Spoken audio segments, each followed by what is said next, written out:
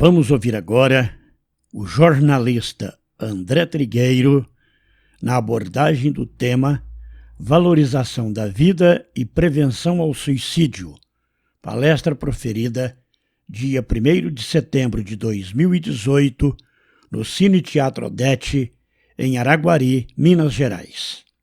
Bem, meus irmãos, nós vamos então passar, sem mais delongas, a palavra ao nosso amigo André Trigueiro. Bom dia. Eu estava muito curioso vindo para cá, quem é que vai trocar um sábado luminoso de sol para vir aqui, sabendo que de antemão o assunto é prevenção do suicídio e valorização da vida. E fico feliz de ver que nós temos aqui uma plateia importante, de encarnados e desencarnados, todos bem-vindos, por favor. Obrigado pela presença, espíritas, representantes de outros credos ou de nenhum credo, todos bem-vindos.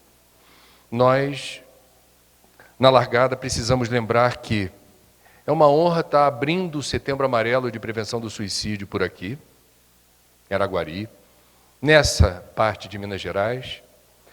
É importante dizer que nós vamos compartilhar conteúdos e recursos, posto que, nesse mês de setembro, a gente está muito feliz de completar 50 mil exemplares já vendidos da obra Viver é a Melhor Opção, cuja totalidade dos direitos autorais vai para o CVV. O CVV já arrecadou por conta dessa obra aproximadamente R$40 mil, que tornaram possível a instalação de um telefone que funciona 24 horas por dia e a ligação é gratuita em todo o território nacional, 188, para este serviço de apoio emocional e prevenção do suicídio, que é reconhecido como de utilidade pública, e que, estranhamente, numa região densamente povoada de Minas Gerais, não há um posto do CVV por aqui. Então, os meus amigos do CVV, presentes, estão distribuindo panfletos aqui para quem queira criar um núcleo de atendimento nessa direção, da escuta amorosa, guardando o sigilo, não sendo pretensioso de dar receitinha ou informações sobre como a pessoa deve resolver seus problemas, mas a escuta amorosa produz milagres. É impressionante. Esse ano o CVV, em um ano, 2018, vai fechar com 3 milhões de atendimentos, sem nenhuma grande divulgação desse serviço nas mídias. Isso dá uma ordem de grandeza da demanda. Muita gente precisando desabafar, muita gente precisando falar sem medo de ser julgado, de ser criticado. Isso é muito importante. O que eu vou fazer aqui? Eu estou no meu fim de semana de folga. Por que eu vim para cá? Eu vim para cá porque eu sou jornalista, eu ganho a vida com informações, e há 20 anos atrás eu iniciei meus estudos na área da suicidologia, convencido de que havia uma cultura na área da comunicação quando o assunto é suicídio. Como explicar isso há 20 anos atrás? Que sendo o suicídio caso de saúde pública no Brasil e no mundo, esse assunto fosse invisível. Que as pessoas não soubessem que esse problema existe, que aflige milhões de pessoas pelo mundo. Essas pessoas não sabem como lidar com sofrimento e dor. Nessa ordem de grandeza que leva a criatura a pensar que a solução possa ser desaparecer a ideia, o suicida não quer morrer. Ele quer resolver um problema.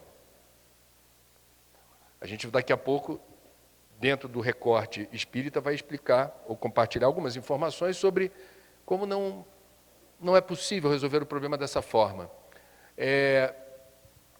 Comecei a pesquisar o assunto e descobri outra contradição.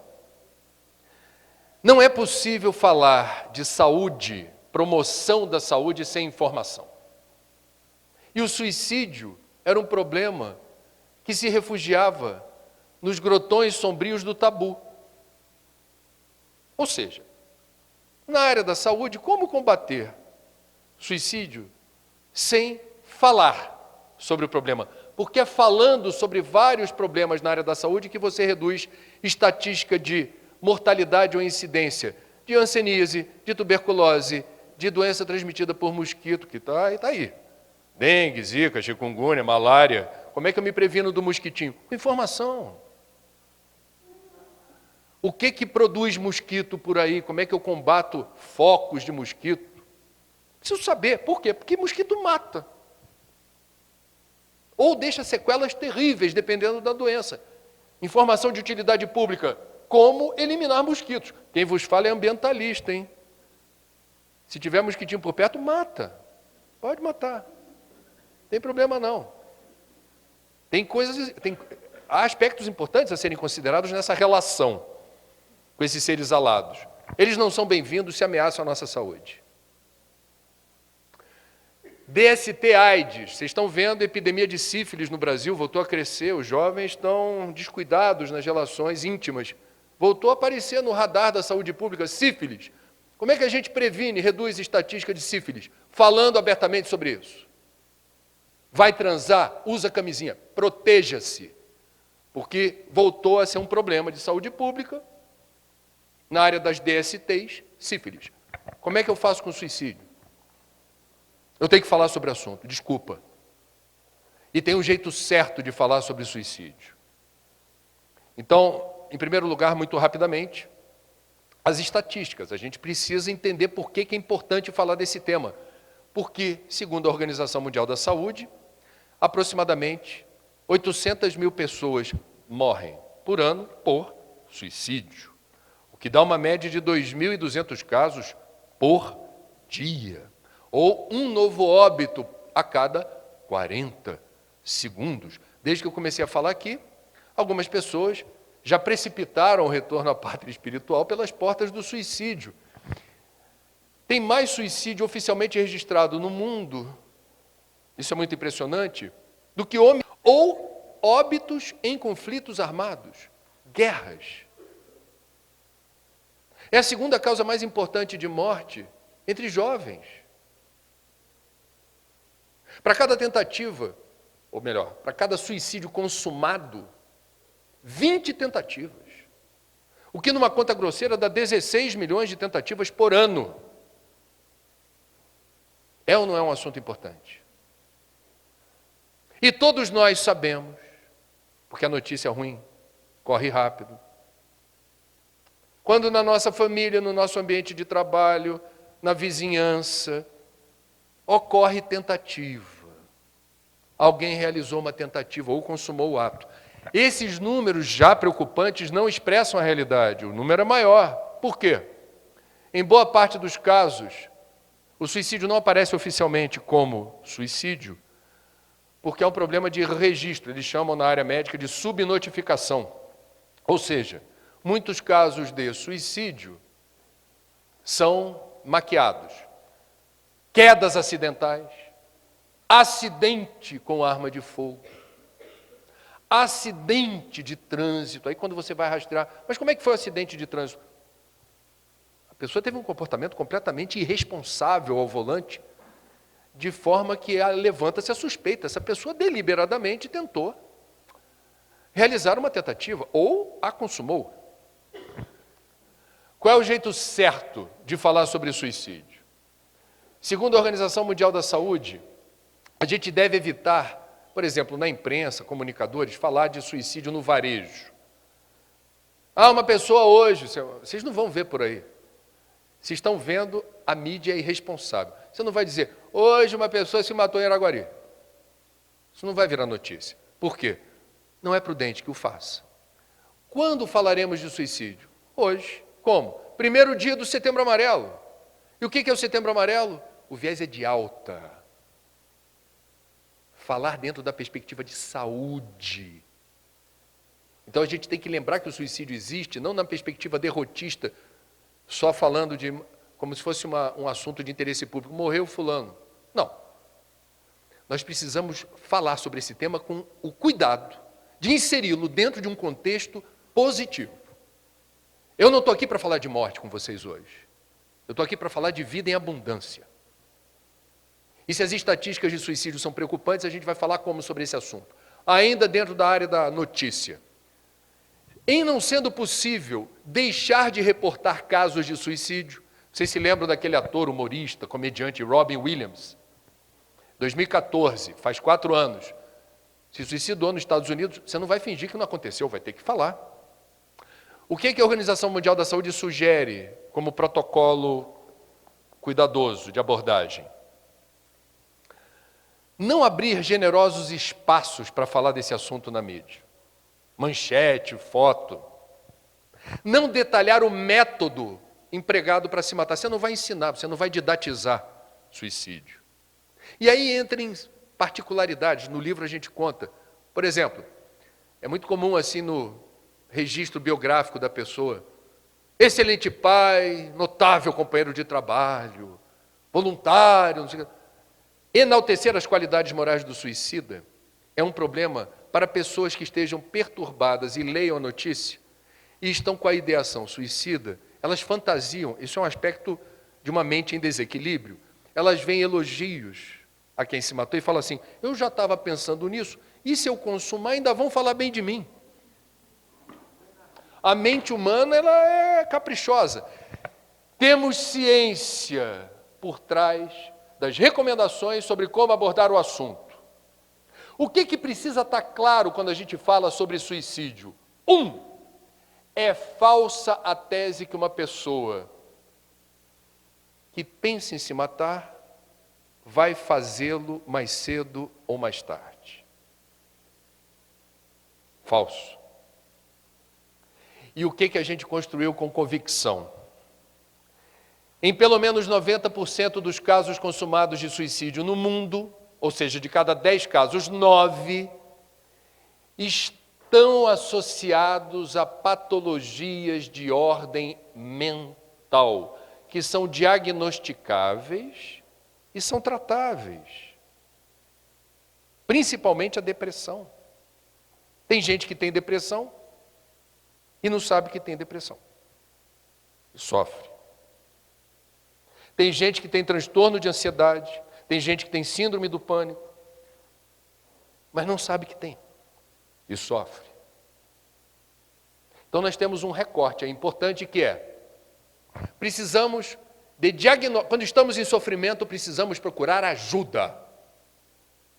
No encontro com Bial, que eu participei há 3 meses atrás, mais ou menos, ele teve a coragem de fazer um encontro com Bial só sobre o tema do suicídio.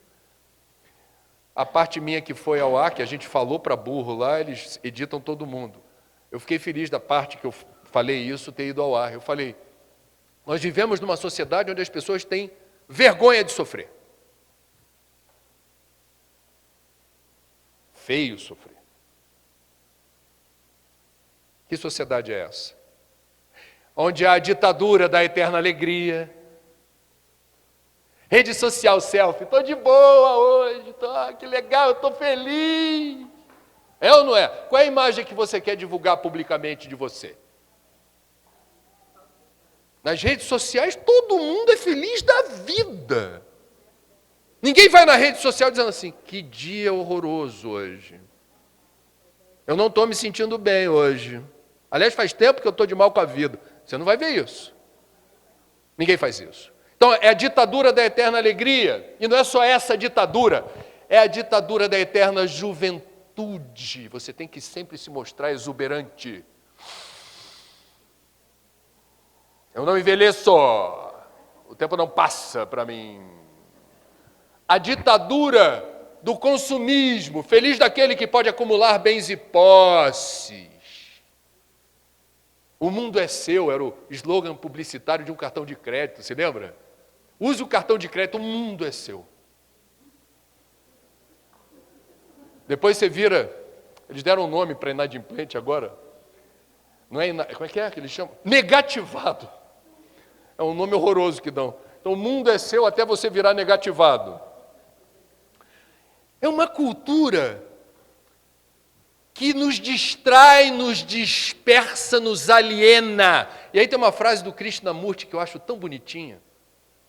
Tem que pedir licença quando espíritas me convidam, eu falo assim: vou falar de Krishnamurti aqui, uma frasezinha. Que a frase é interessante. Olha que bonitinha a frase. Não é sinal de saúde estar bem adaptado a uma sociedade doente. Então nós estamos numa cultura que propriamente estigmatiza, não tolera, não tem paciência para a tristeza, para a decepção, para a frustração, para a dor e para o sofrimento. É feio sofrer. E as pessoas vão fingindo que o problema é com elas. Elas se sentem culpadas. Estou sofrendo, culpa minha. No meio espírita você vai ver gente assim, nossa, mas eu sou espírita. E vamos combinar, espírita quando fala de si próprio não economiza. Dá licença, eu sou espírita. Por quê? Não, eu sou a terceira revelação. Falta humildade. Depois de Moisés e de Jesus é nós. Nós somos o Consolador prometido. Nós somos o cristianismo redivivo. Moral da história, você não se permite sofrer. Você se julga o super-homem. Vai no velório do outro sorrindo. Lagarta virou borboleta. Está fora de sync. Aí você diz assim, quem tem fé não sofre, quem tem fé não tem depressão, quem tem fé não pensa em suicídio. Falso. Hoje, eu estou publicando nas redes uma entrevista que o padre Fábio de Mello me deu na TV Globo uma semana atrás. A entrevista para a TV Globo vai ao ar segunda-feira no Bom Dia Brasil. 4 minutos falando de depressão na rede aberta. Agora, depois da entrevista eu falei, padre, meu celular, fala para mim agora, se o senhor topar. Setembro Amarelo está chegando, você pode dar um depoimento? O que ele falou? Enfrenta a depressão, pensou em morrer, mas está na luta. E está de boa.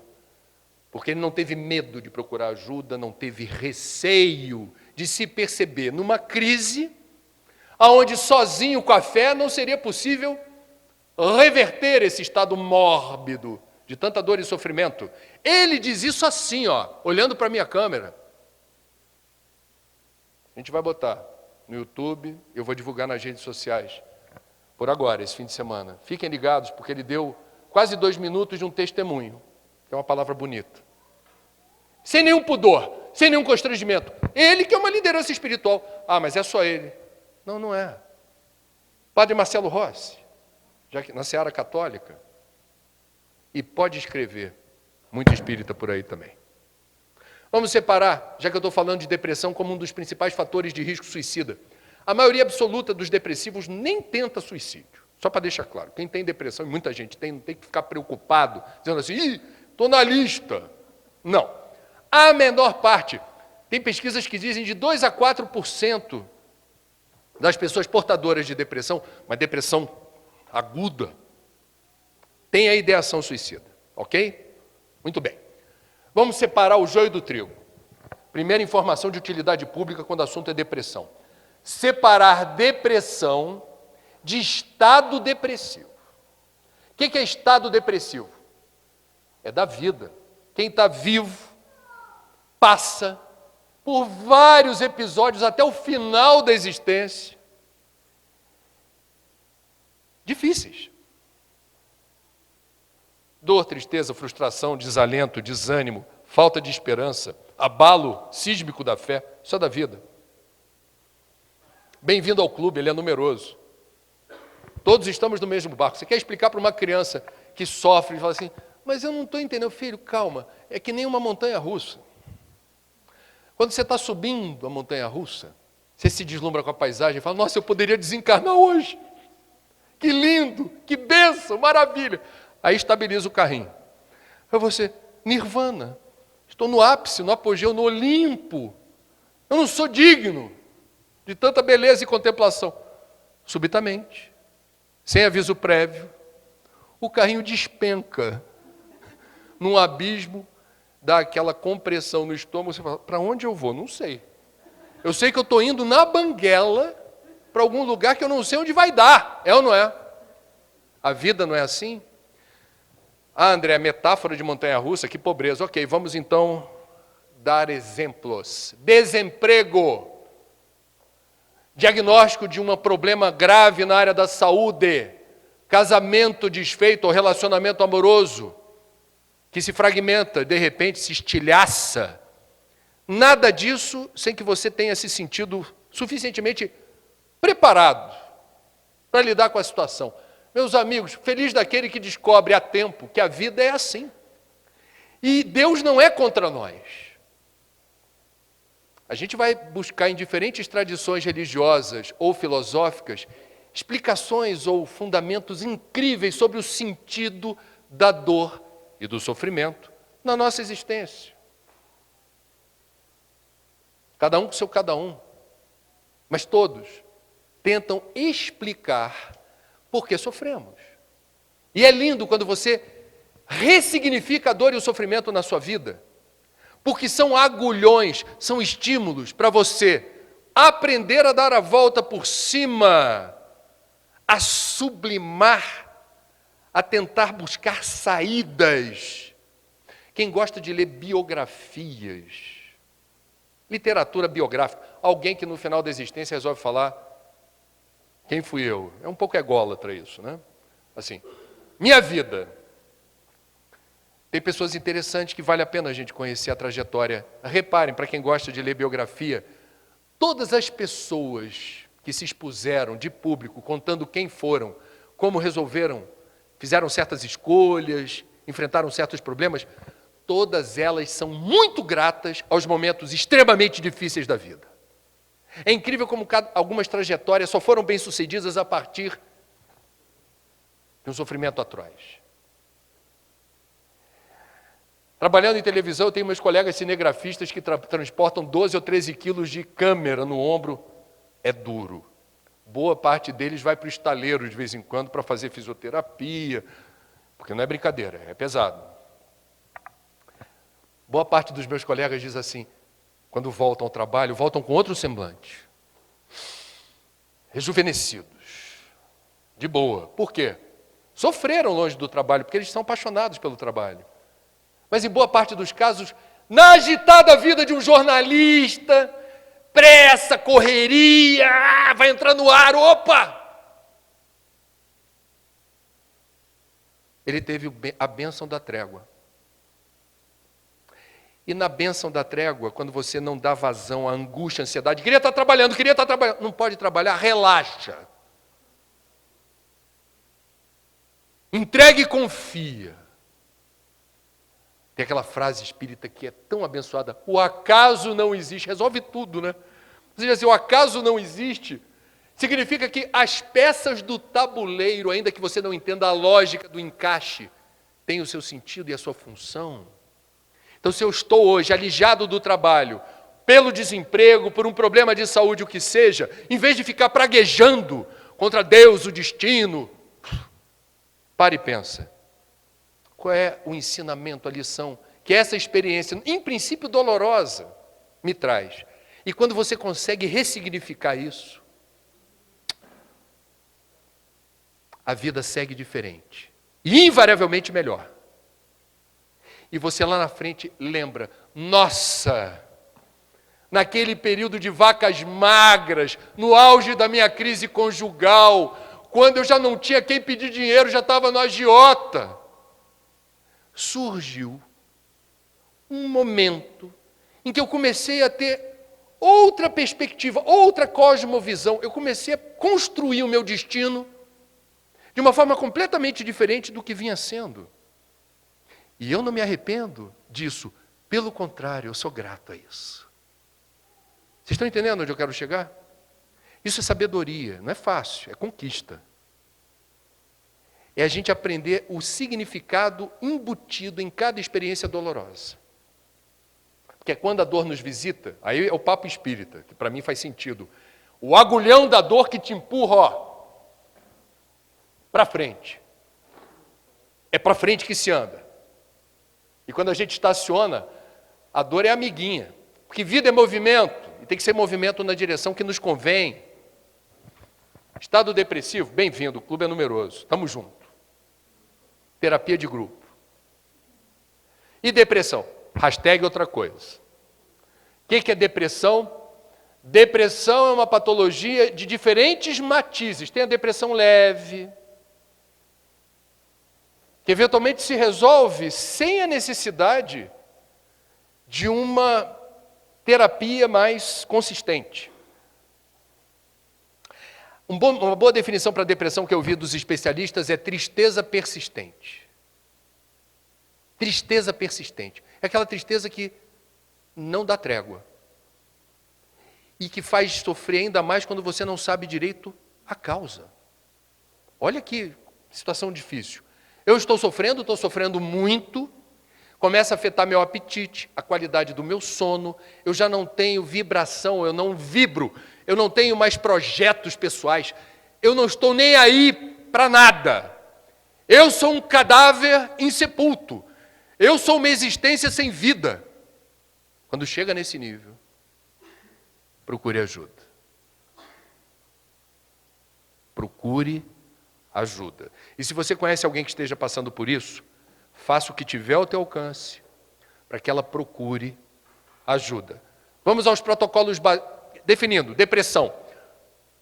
Um problema na bioquímica do cérebro, sinapses cerebrais lentas. Então, os protocolos de resposta, os estímulos, vão determinar uma resposta lenta. A pessoa não quer se levantar da cama, a pessoa quer dormir, não quer mais acordar. A pessoa está em desacordo com a vida. Quais são os protocolos de resposta? 1. Procurar ajuda especializada. Eu estou falando de psicólogos, eu estou falando de psiquiatras, cada caso é um caso e haverá uma terapêutica específica para cada um.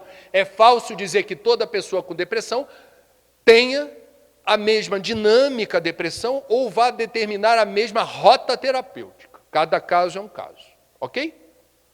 Eu sei que Araguari, como no Rio de Janeiro, a gente já passou da fase de achar, por exemplo, que psicólogo é coisa para maluco.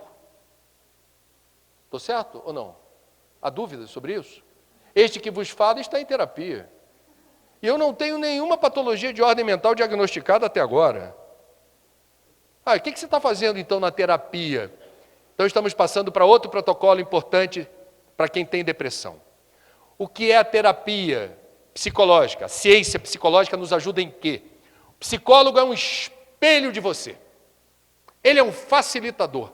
Ele ajuda você a perceber-se em dimensões que normalmente sozinhos nós não acessamos, principalmente aquelas que aludem ao seu inconsciente. Consciência, estamos nós aqui em estado consciente, lúcidos, despertos, em vigília. Quando você dorme, assume o comando, aquele que você desconhece, que é o seu inconsciente. Mas ele determina muitas das escolhas, muitas das reações que você tem ao longo da vida. Inclusive a roupa que vocês escolheram vir para cá hoje. Por que eu escolhi azul? Inconsciente determina várias escolhas que a gente toma. O psicólogo é aquele que é o facilitador, é o espelho. E um dia que você conseguir, por mérito teu, entender o que lhe aflige, normalmente é o dia da catarse, é o dia que você elabora e diz assim, já entendi por que eu sofro em relação à minha mãe. Já entendi por que eu não gosto de festa surpresa. Sabe essas coisas? Faz festa surpresa, todo mundo doido para te surpreender, parabéns, você chora. Mas eu não gosto disso. Tem alguma coisa aí. É bom saber o que é. Né? Psicologia é para isso. Ajudar a gente a descobrir quem somos. É magnífico viver na atual encarnação e na atual fase evolutiva da humanidade, onde nós temos a ciência psicológica como ferramenta importante do autoconhecimento. Então vamos lá. Não estou de boa, tristeza persistente, estou de mal com a vida. Procura ajuda, vai descobrir o que você tem. Eventualmente, nem sempre, poderá ser importante o uso de certos medicamentos. Não se aflijam, não tenham preconceito com as drogas que tornam a vida, as drogas com prescrição médica, que tornam a nossa vida mais suave e doce. Se elas tornam a minha vida melhor no momento de crise, por que eu vou dizer, não uso drogas? Tem gente que fala isso. Bebe Coca-Cola. Há controvérsia. Na área da nutrição, vai dizer, não usa droga? Bebe Coca-Cola. Bom, deixa para lá. Vamos lá. Terceira forma da gente responder a momentos difíceis como esse, de uma depressão diagnosticada. Se eu estou para uma plateia espírita, eu falo uma coisa. Se eu estou para uma plateia híbrida, eu falo outra. Então, eu vou falar outra. Cuide bem das suas energias. Bem subjetivo assim. O que é cuidar bem das suas energias? Por exemplo, e poderia ser cuidar bem da sua espiritualidade, porque a espiritualidade não tem nada a ver com religião. As religiões contêm fragmentos da espiritualidade, a espiritualidade contém todas as religiões. Cuida bem da tua energia, da tua espiritualidade, significa, presta atenção no uso que você faz do seu tempo. Você está se cercando das pessoas que você gosta, que te fazem bem. Você está conseguindo visitar locais que te alimentam energeticamente, paisagens, uma floresta, um rio, uma praia, uma praça, um lugar que te recarrega. Você está prestando atenção nisso? Quando você liga a televisão, você é o senhor do seu destino com controle remoto ou você é passivo? Está vendo uma reportagem que está te deprimindo e você não muda de canal. E vai afundando junto com a reportagem. Você é passivo diante do que te faz mal ou você consegue se proteger? Ouvir música, você está conseguindo se nutrir das músicas que você gosta, como as belas músicas que foram executadas aqui hoje? Vocês perceberam? Eu estava aqui na frente me nutrindo, vibracionalmente. Eu já tomei café da manhã, estou bem nutrido, vocês estão vendo. Agora, do ponto de vista energético, a gente teve um aperitivo importante hoje aqui. A prece deu sequência a essa nutrição. Não posterguem, não adiem a nutrição espiritual. Faz parte. Agora, se o papo é reto, é espírita, a gente vai direto ao assunto. Fluidoterapia. O que é fluidoterapia? É o passe magnético. Aí passe, o pessoal lembra de passivo. É só chegar lá, senta, fecha o olho. E alguém faz alguma coisa ali, está resolvido. Falso. Falso. Eu me lembro sempre do livro do Martins Peralva, ensinando tecnicamente, a técnica do passe.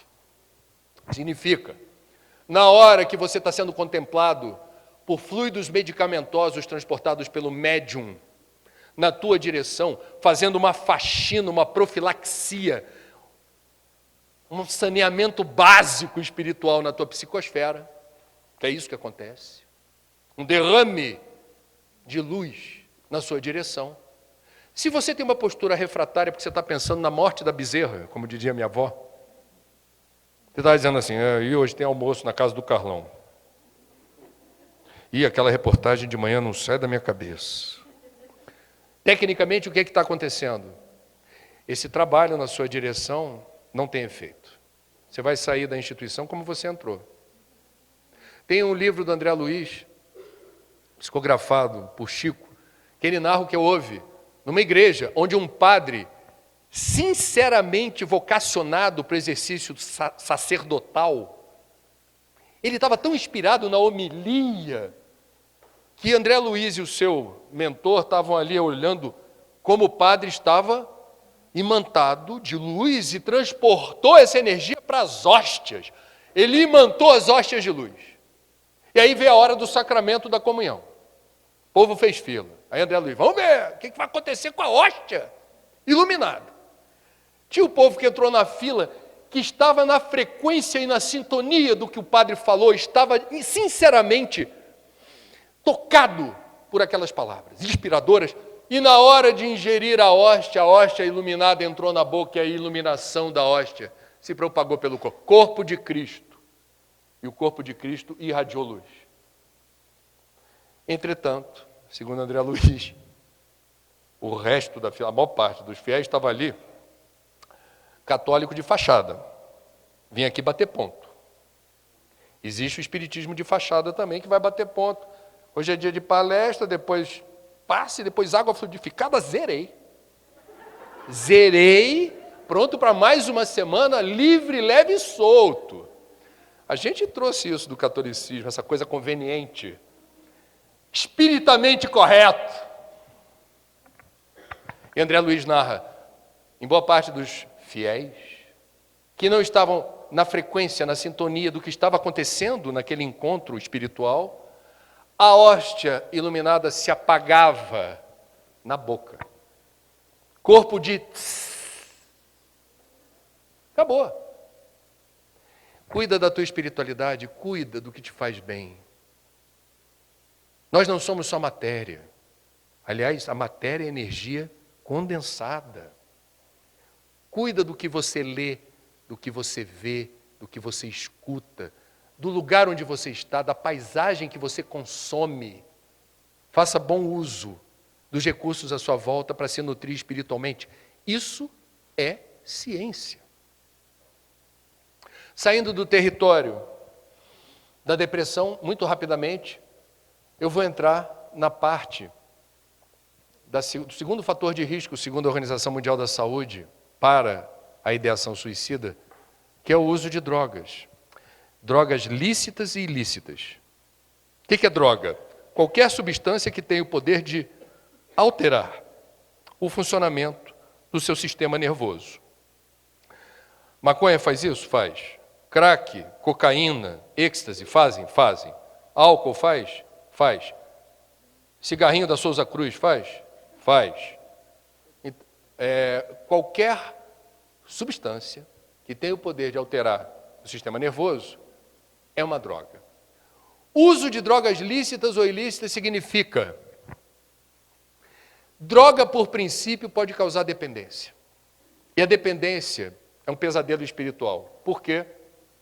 Nós espíritas falamos do livre-arbítrio. O livre-arbítrio é o nosso ex-espiritual. É um aplicativo danado de bom. Por quê?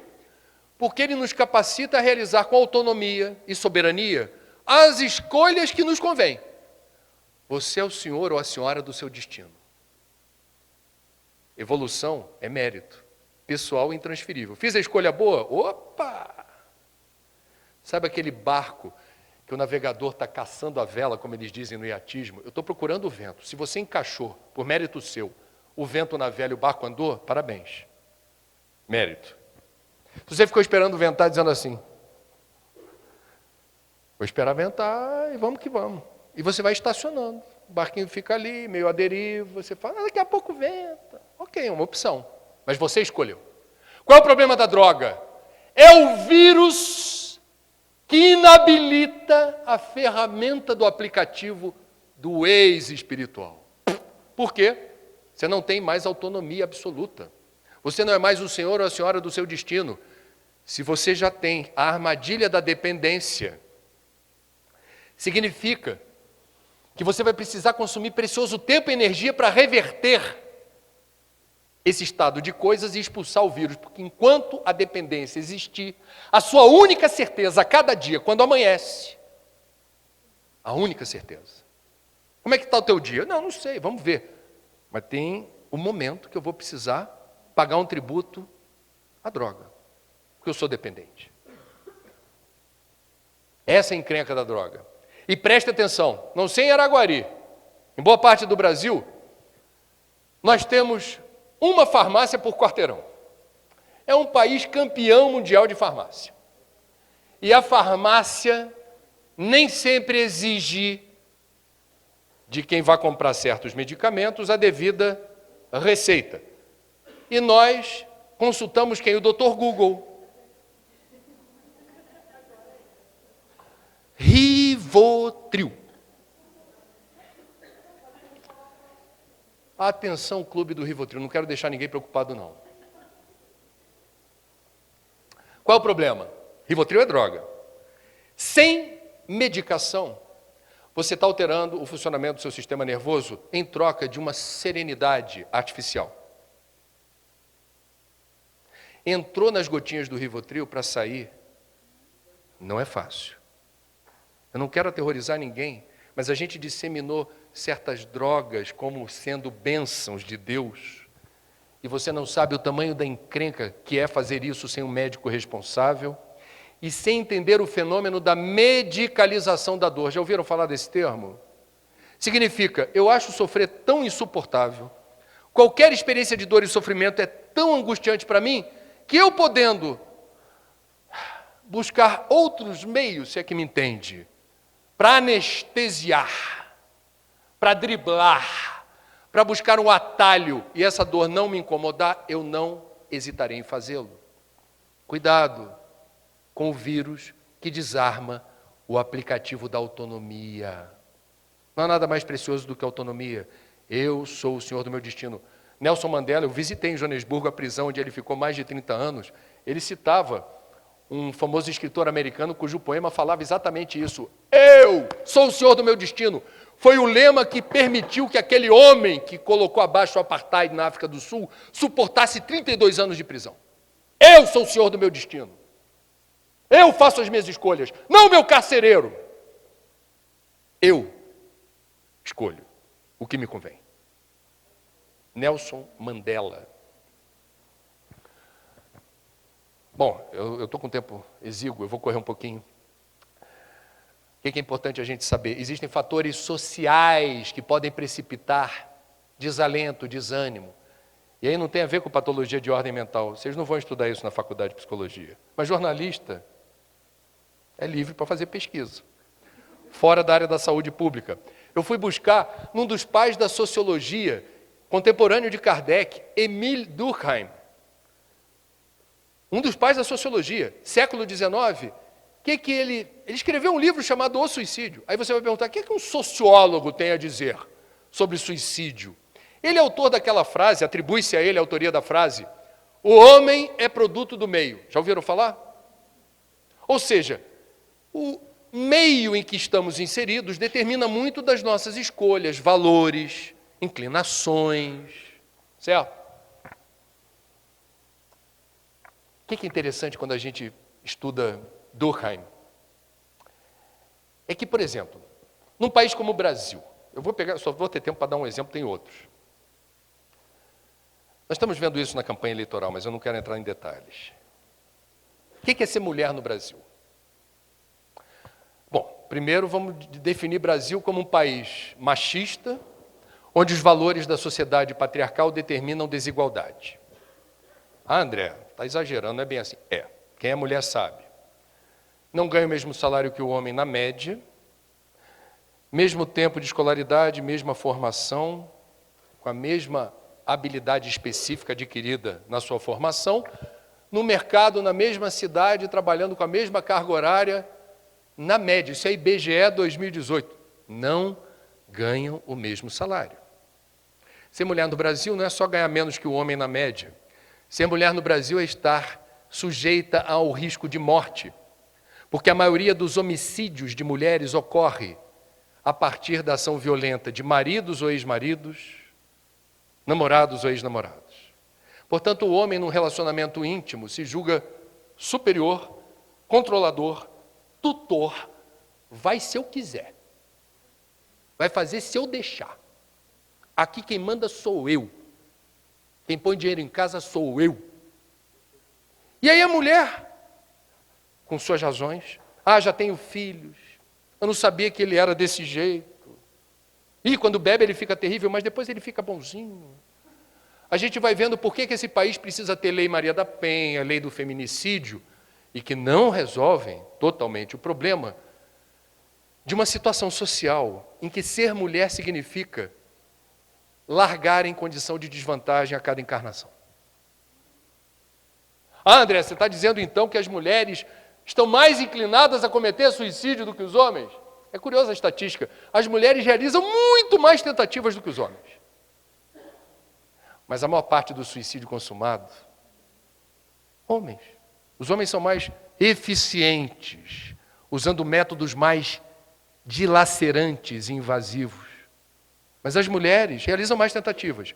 Significa dizer que ser mulher não é a mesma coisa que ser homem. Se homem e mulher têm que carregar fardo numa existência, o do homem no Brasil tem rodinha.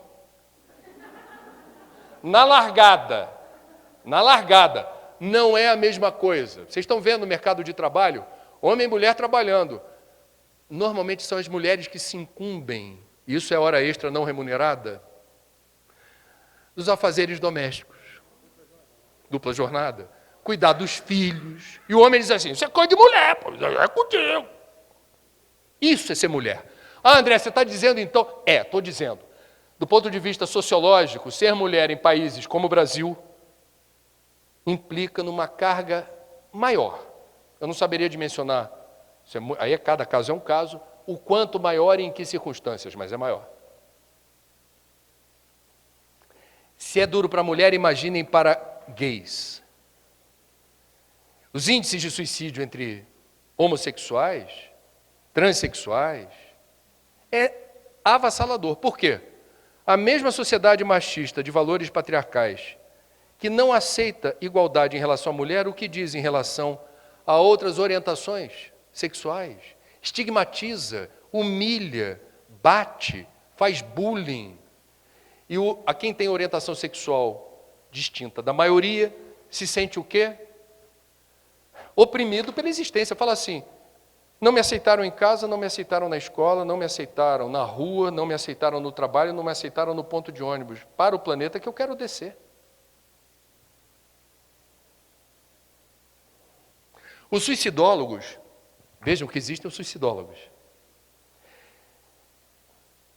Tem muitas perguntas a serem respondidas. Essa é uma ciência nova, mas tem algumas respostas importantes que eu já vou compartilhar com vocês.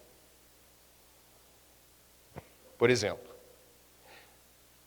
não há verdade quando se diz que uma pessoa se mata por apenas uma razão.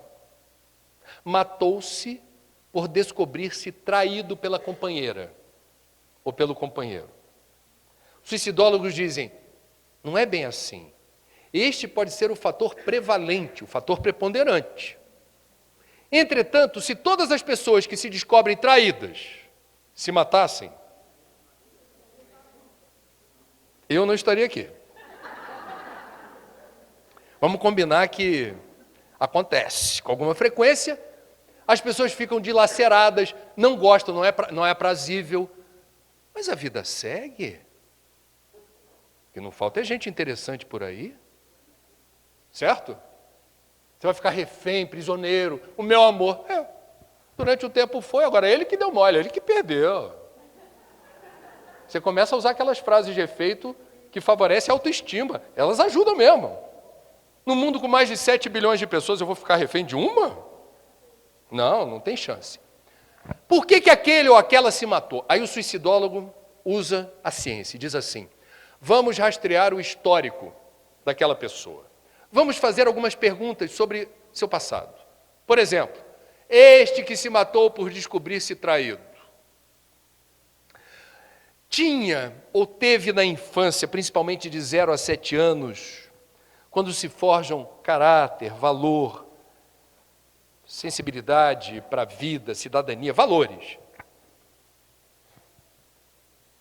Teve, nessa fase da vida, atenção, amor, afeto, colo, um ambiente de cumplicidade, acolhimento.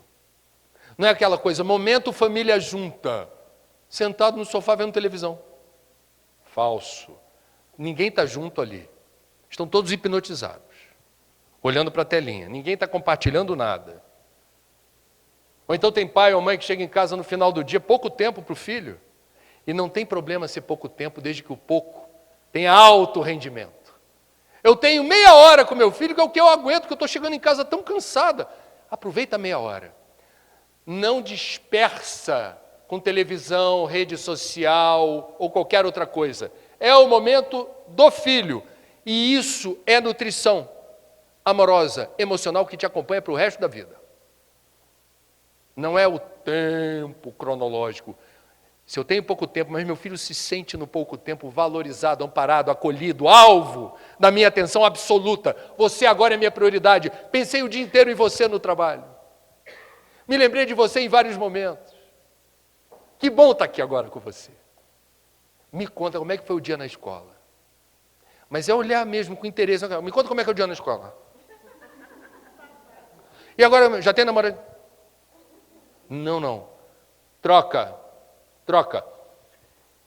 André, você está dizendo que quem tem infância com amor reduz risco suicida? Sim. Mas tem tanta gente que teve amor na infância e se matou? Não é uma ciência exata. Mas estatisticamente, quem teve amparo, colo, afeto, acolhimento, sabe lidar melhor com os momentos em que a montanha-russa, Por quê? Porque esse amor fica. Meu pai e minha mãe já desencarnaram, vocês não sabem quantas vezes por semana, espontaneamente, memórias deles me visitam. E eu digo para vocês, são memórias muito mais, não do que eles falavam, é do que eles demonstravam, de amor, afeto e acolhimento.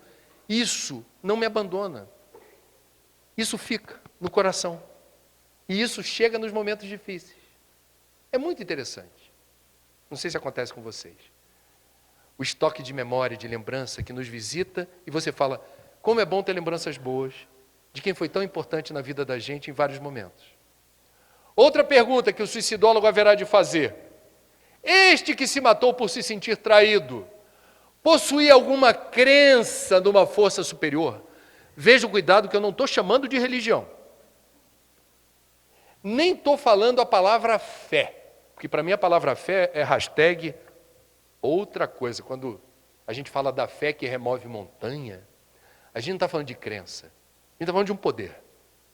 Eu respeito muito a palavra fé a ponto de entender por que o suicidólogo diz assim, este que se matou por descobrir-se traído, possui alguma crença numa força superior, seja ela qual for. Ah, André, você está dizendo que religiosos não se matam? Não. Eu estou dizendo, isso é fato. Não precisa ter pesquisa para isso. Se eu estou sofrendo a ponto de pensar em me matar, mas eu tenho alguma crença numa força superior, qual é a lógica? Antes de elaborar um plano para desaparecer, como se isso fosse possível, eu vou pedir ajuda. Ou não vai? Você vai recorrer à força superior. Por exemplo, lá no Rio é curioso, você vai lá na igreja da Penha com aquela escadaria, está lá o povo lá, subindo de joelho a escadaria. Você vai conversar com ele e fala, não, no momento mais difícil da minha vida, eu fiz uma promessa. É a forma de lidar com o Criador. Você se fixou na promessa e disse, me tira dessa, salva o meu filho dessa doença, faz isso que eu suba a escadaria.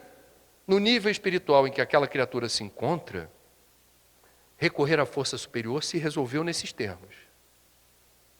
E provavelmente ajudou, deu força, falou assim, eu vou fazer a minha parte, mas faz a tua.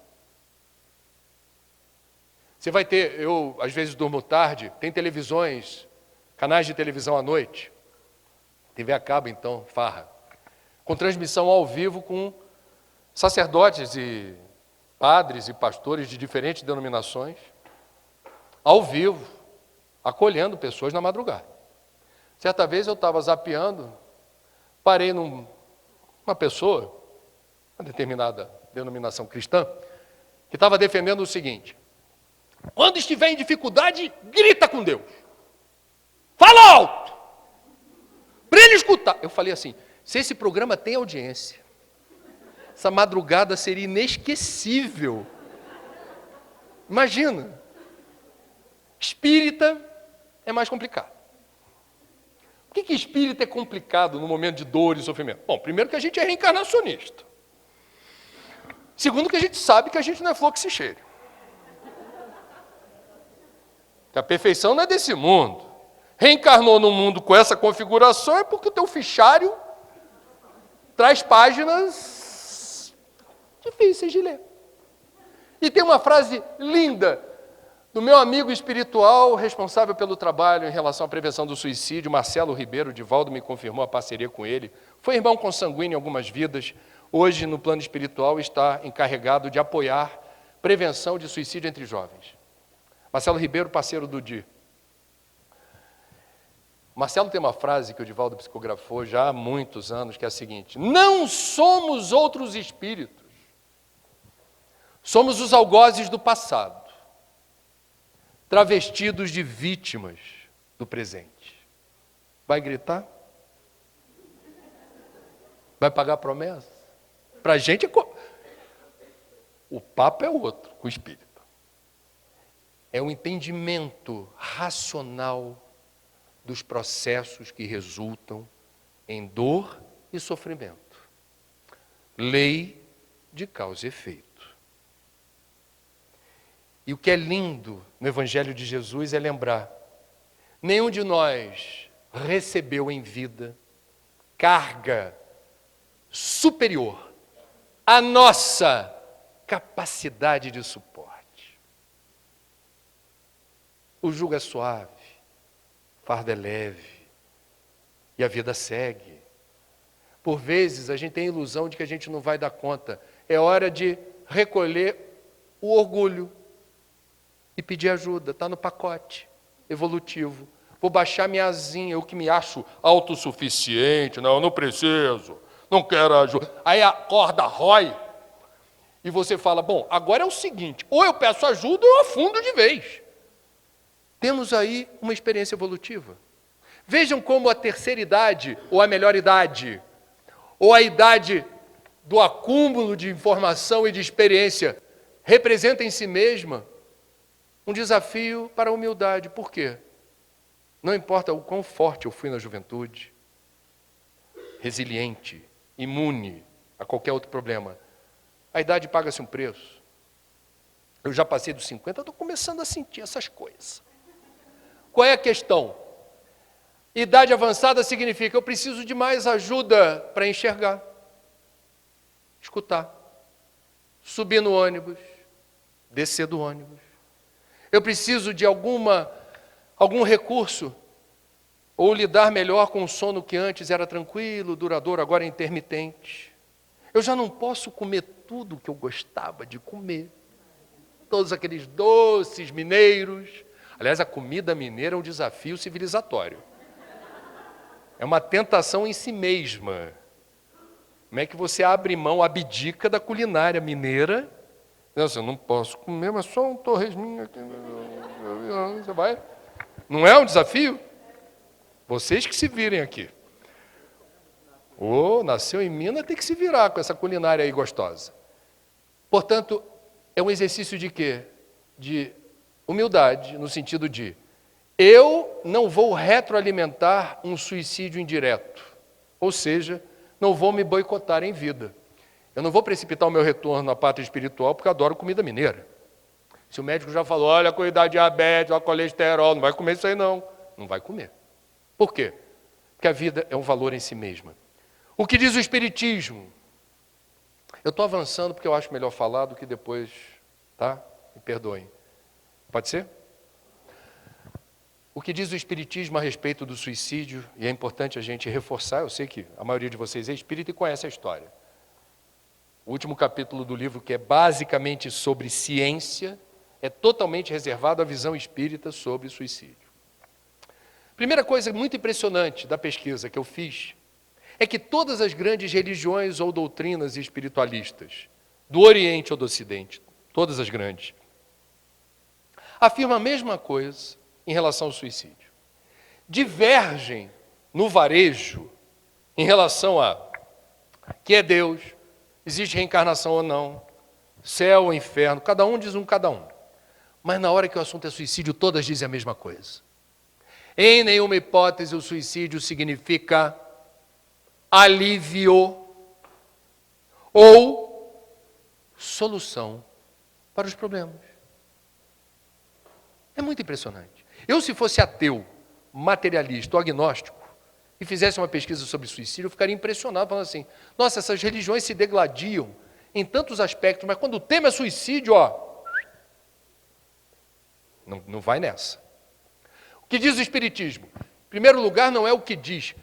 O Espiritismo é a filosofia espiritualista que mais compartilha informações detalhadas sobre a realidade do suicida no plano espiritual.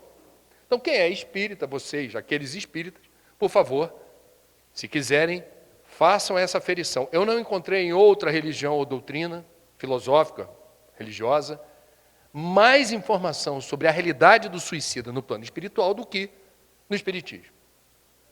Primeiro probleminha enfrentado pelo suicida quando consuma a morte física: descobrir-se vivo. Descobrir-se vivo nos seguintes termos: se eu me matei, aqueles meus amigos, familiares, conhecidos, que registraram a partir do meu autoextermínio dor. No movimento, a gente sabe no Espiritismo que pensamento e emoção não são abstrações. Tem força e direção. Tem força e direção. Você está sofrendo, você está irradiando sofrimento. Você está feliz, você está irradiando felicidade. Significa dizer, meus amigos, que quem comete suicídio será alvejado por petardos espirituais disparados, involuntariamente, por aqueles que estão sofrendo na terra e que, ao sofrerem pela sua perda, fazem com que você sinta a dor deles. Se você já estava em desequilíbrio a ponto de querer se matar, para resolver o problema, entre aspas, esse problema é agravado exatamente por essa situação que lhe é hostil, porque oprime o peito, estilhaça o coração.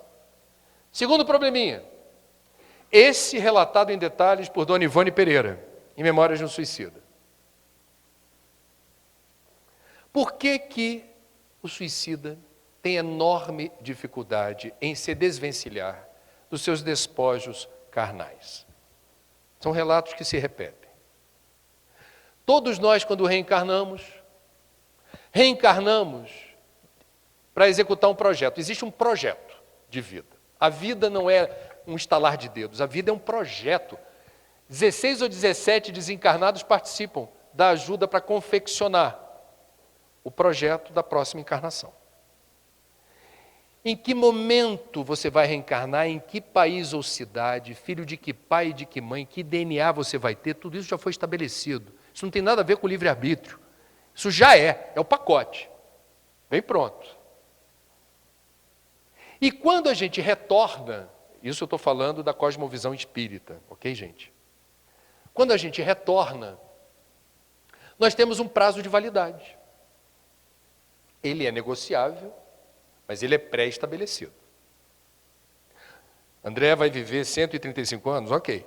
Eu vou precisar de combustível que alimente o corpo físico na jornada terrena. O nome do combustível, que eu acho bonitinho, é fluido vital. Eu vou precisar de fluido vital compatível com o tempo da jornada pré-estabelecida, ok? Se eu cometo suicídio, eu rasguei o contrato. Rasguei o contrato. Livre-arbítrio é soberano. Eu fiz a escolha. Rasguei o contrato. Agora fui. Não, peraí, não é bem assim. Não é bem assim por quê?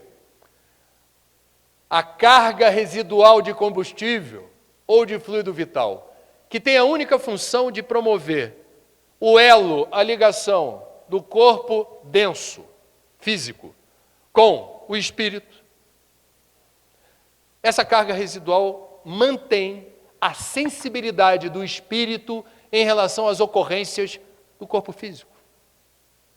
Dona Ivone diz, não há palavras conhecidas no vocabulário que descrevam o que é a sensação de estar atrelado a um corpo de um cadáver. Ok? Chico Xavier, isso também está no livro, a gente publica o resultado de uma entrevista, sabe para quem que ele deu? Hebe Camargo. Sensacional. E ele explica as sequelas espirituais do suicídio a partir do abalo causado no corpo físico pelo gênero de morte que o suicida escolheu. Por exemplo, uma pessoa que resolve estilhaçar o centro do sistema nervoso. Ok? Ela está estilhaçando não apenas o corpo físico, mas o perispírito. O perispírito fica sequelado, há um impacto na forma do perispírito. Desencarnou com o ferimento. Qual é a solução para o ferimento deixar de existir na forma, no perispírito? Nas encarnações vindouras, não raro, pode se resolver em uma ou mais encarnações, cada caso é um caso. Certos casos, não todos, de loucura ou idiotismo, têm origem, certos casos, não todos, de idiotismo ou loucura, têm origem na reprodução no corpo físico do que a forma variada pelo abalo causado pelo suicídio registrou. Então, para sanear o espírito, o corpo funciona como um fio terra, drena o ferimento. Está claro? Significa dizer que certos casos de enfisema ou perda brutal de capacidade respiratória não associada a tabagismo pode ter origem, em alguns casos, a asfixia por inalação de gás, ou afogamento em águas doces ou salgadas. Entrou gás, entrou água doce ou salgada nos alvéolos pulmonares, determinando a morte física, eu tenho uma sequela espiritual nessa parte do corpo, no meu perispírito. Como é que eu dreno a sequela? Encarnação futura, uma debilidade na capacidade respiratória. Está claro? Existem casos incríveis. Por exemplo, uma pessoa que resolve se enforcar, quebrou o pescoço. A vértebra T, não sei das quantas, T4 lá, nem sei se eu estou falando besteira aqui. T6. C6. C4, pode ser? C4. Obrigado, doutora. C4. Estilhaçou. Ah, mas e aí, o que acontece, André? Bom, temos um problema causado pela motivação suicida que estilhaçou a C4, a cervical. Segundo os espíritas, houve uma vulnerabilidade determinada pelo ato voluntário do suicídio nessa parte do corpo. Na encarnação seguinte, o que pode acontecer? No noticiário tem operário que cai do 9º andar e ficou só com um tornozelo fraturado. E tem uma pessoa que cai da cadeira e fica tetraplégica. Em alguns casos, de sequelas graves causadas por quedas bobas, a gente vai ver aí uma relação de causa e efeito por algo que, tragicamente, se estilhaçou, quando na maioria absoluta dos casos isso não é um problema, naquele foi. O que é dramático para o suicida é perceber, já esclarecido, depois daquele período muito difícil de trânsito em ambientes espirituais onde a culpa, o remorso, o arrependimento é atroz, e você é precipitado no eixo gravitacional e magnético para esses lugares onde você compartilha da mesma vibração, é uma sintonia comum. Todos aqui partimos antes da hora e a consciência registrou isso como algo doloroso. Resolvida essa parte, resgatado e amparado pelo plano espiritual, nós poderemos descobrir que se persistíssemos por mais alguns minutos por vezes, às vezes horas, às vezes poucos dias, na carne, a solução tão almejada, o alívio tão desejado, apareceria. Isso é muito doloroso. Muito doloroso. Porque a providência divina não nos abandona, nós nunca estamos sós.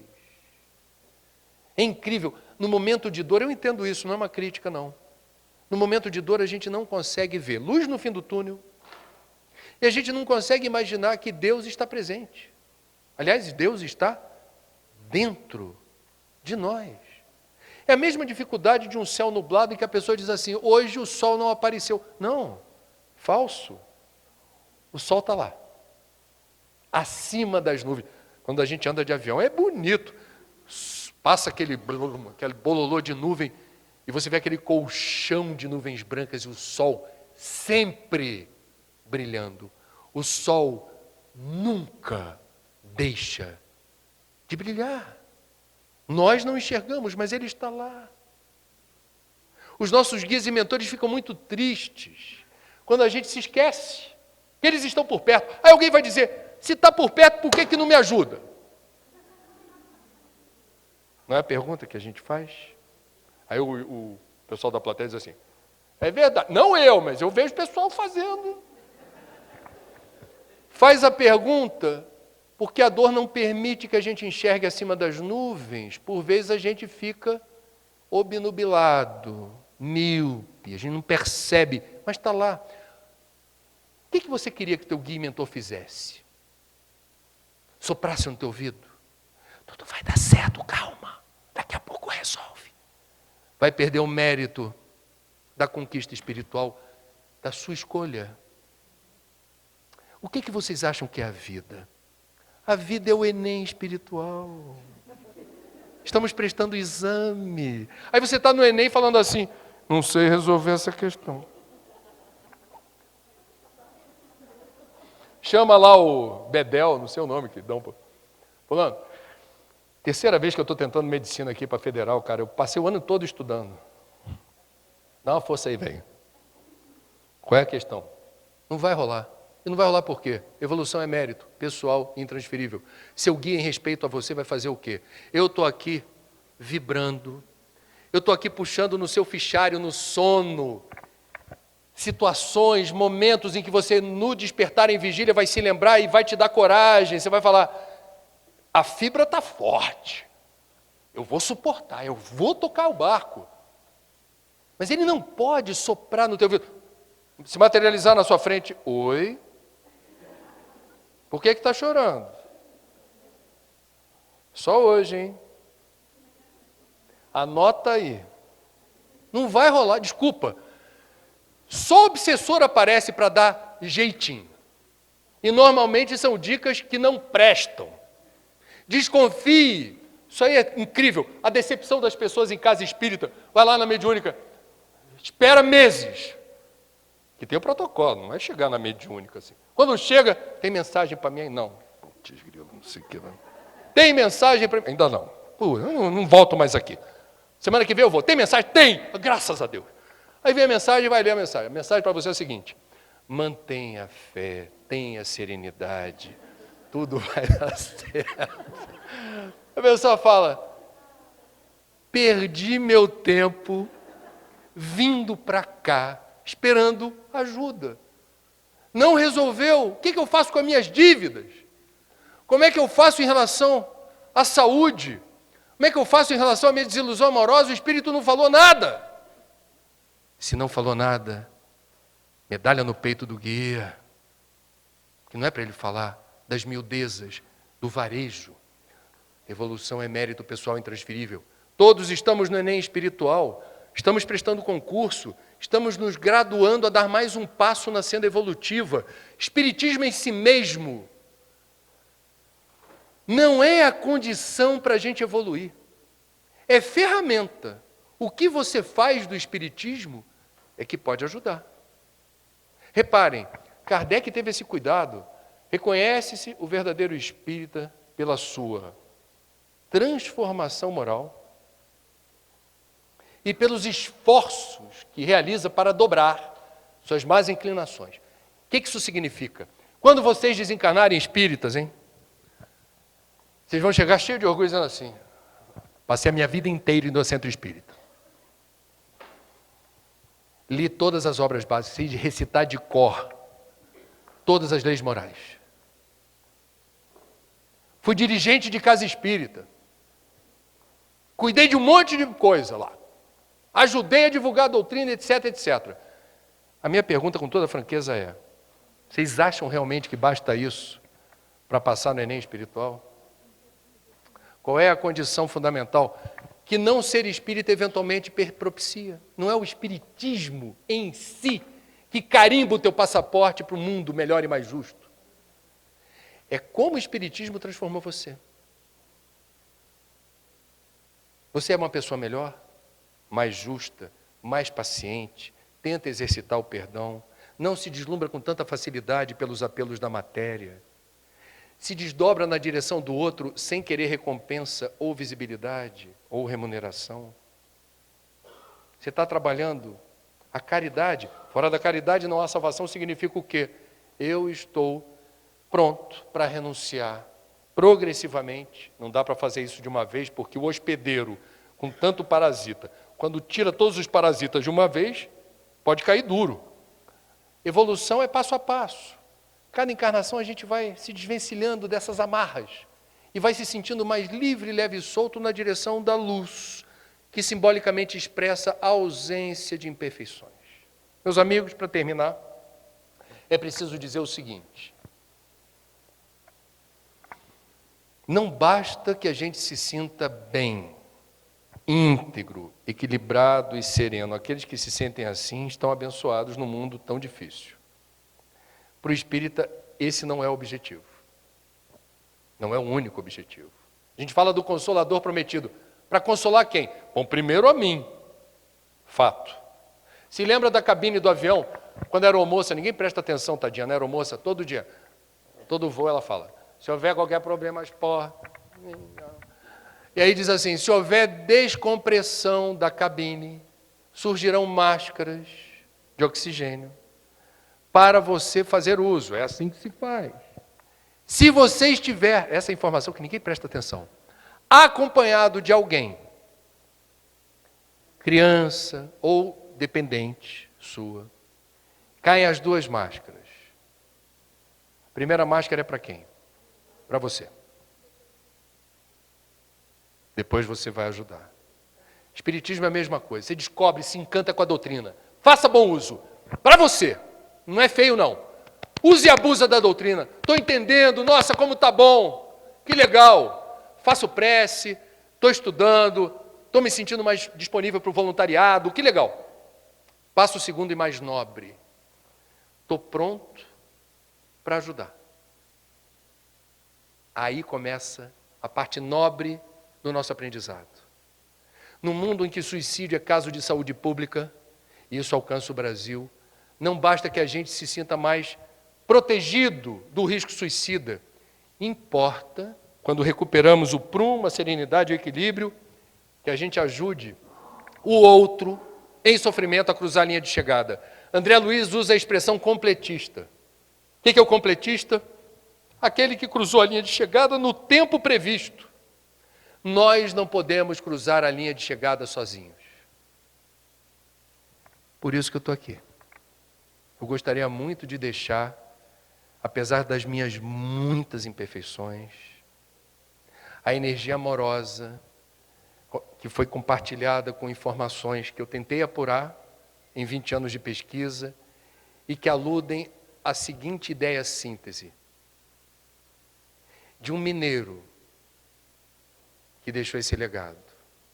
Isso também passa. Vai passar. Confiem na vida, não esqueçam de Deus, dialoguem com seus guias e mentores, reúnam força, coragem e fé, que tudo vai dar certo. Obrigado pela atenção.